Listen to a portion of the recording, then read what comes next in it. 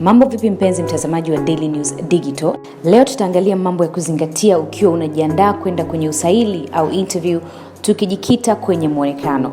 Bila shaka umewahi kusikia msemo unaosema muonekano wako unaeleza wewe ni nani.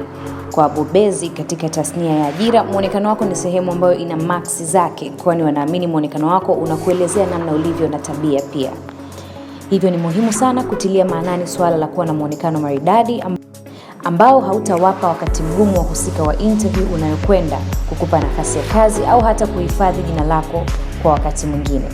Msaikolojia wa clinic nchini Marekani, Dr. Jennifer Bogatne, ambaye ameandika kitabu cha saikolojia ya mavazi, anaeleza kuwa sio tu kuwa saikolojia ya mtu huamua uchaguzi wake wa mavazi, bali pia jinsi ya uvaaji wa mtu huweza kuwa na matokeo kwenye siku ya mtu, shughuli zake, hata hisia zake kwa wakati husika.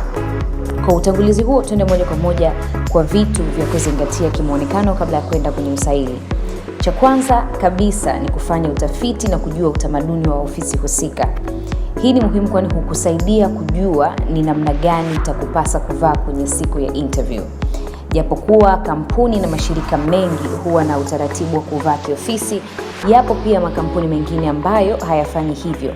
Kampuni nyingine za urembo na mitindo, kampuni za vifaa vya michezo, masuala ya burudani na hata baadhi ya kampuni za teknolojia hazina utaratibu wa kuvaa suti na tai. Unapokwenda kwenye usaili wa kampuni kama Nike au Adidas, unaweza kuvaa raba zao ili kuonyesha unaelewa kitu gani wanafanya, lakini huwezi kwenda kwenye interview kwenye taasisi za kibenki ukavaa raba za Nike. Hicho kitakuwa ni kigezo kikubwa cha kukuondolea vigezo. Ukishajua utamaduni wa mavazi ya kampuni unayokwenda kuomba kazi, hakikisha unaandaa nguo zako mapema. Kwa wanaokwenda kwenye kampuni zinazohitaji uvaaji smart au official kwa lugha nyingine, hakikisha unachagua rangi tulivu na chache. Usivae nguo zenye rangi kali au usivae nguo zenye rangi nyingi au kuvaa nguo zaidi ya 2 zenye rangi 2, isipokuwa umejiridhisha kuwa rangi hizo hazina madhara. Rangi zinazoshauriwa kwa muktadha wa kiofisi hususan kwenye interview ni nyeupe, nyeusi, kijivu, blue na nyekundu. Tofauti na hapo, ya kupasa kuwa makini sana na uchaguzi wa nguo husika na jinsi zinavyoshabihiana. Jambo jingine la kuzingatia ni kuvaa nguo ambazo hazionyeshi sehemu kubwa ya mwili wako kama mapaja, kifua, mgongo, mikono na kadhalika. Kwa ufupi, hautakiwi kuvaa kimini au kaptula, kaush au nguo ya mgongo wazi, labda kama kampuni husika imekuhitaji kufanya hivyo. Pia hakikisha umefua na kunyoosha nguo zako pamoja na kubrush au kusafisha viatu utakavyovaa kwenye usaili. Weka seti nyingine ya nguo ya ziada kwa dharura ikitokea nguo hiyo imepata shida asubuhi ya interview, kama kumwagikiwa na chai, kutatuka na kadhalika. Na siku moja kabla ya interview jaribisha nguo zako ili ujihakikishie kwa kila kitu kiko sawa. Tengeneza nywele zako vizuri. Hili si jambo la kupuuza, kwani ni sehemu ya muonekano ambao utakutambulisha kwenye jopo la usaili.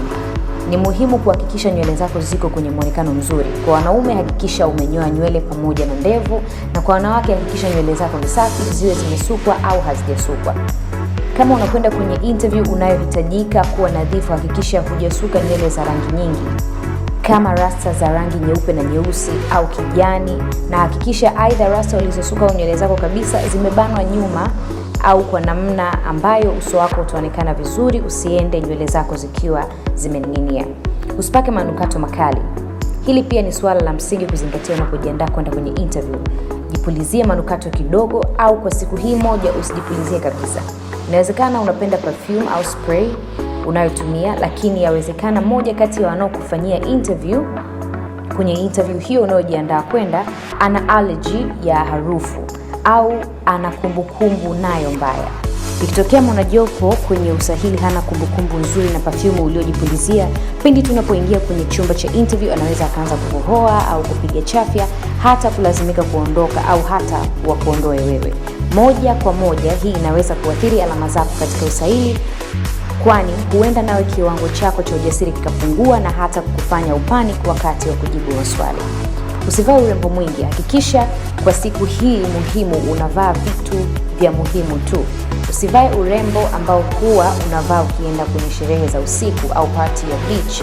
Vaa accessories chache. Kama hauna pete ya ndoa, basi usivae pete nyingine kwenye vidole viwili tofauti au vidole vyote vya mkono mmoja. Vile vile usivae mikufu mikubwa, na hii ni kwa wanawake na wanaume pia.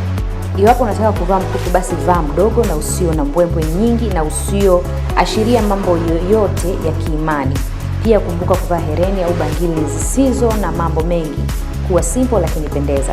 Fanya hivi huku ukiweka maanani msemo unaosema kichache huwa ni zaidi, yani less is always more.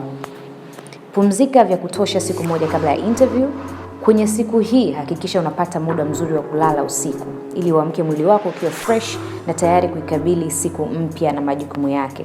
Yawezekana uoga wa interview ukakukosesha usingizi, lakini fanya kila uwezalo ulale. Ikiwa ni pamoja na kukaa mbali na vinywaji vyenye caffeine kama kahawa, pamoja na kufanya mazoezi kwa siku hiyo ili mwili uchoke na uhitaji kupumzika mapema. Weka alarm kabla hujalala ili uwe na uhakika wa kuamka muda unaotaka kuamka na kuanza kujiandaa kwa ajili ya interview. Hizo ndizo dondoo chache tu za kukusaidia kujiandaa vyema kimuonekano kabla ya kwenda kwenye interview. Kumbuka tu kwamba muonekano wako unaeleza kariba yako, na hivyo pendeza kwa kuwa maridadi. Kumbuka tu kwamba muonekano wako unaeleza kariba yako, hivyo pendeza na kuwa maridadi bila kuonekana umepanic.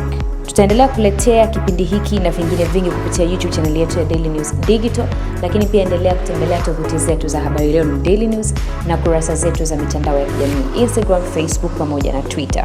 Mimi ni Janet Mesomapia.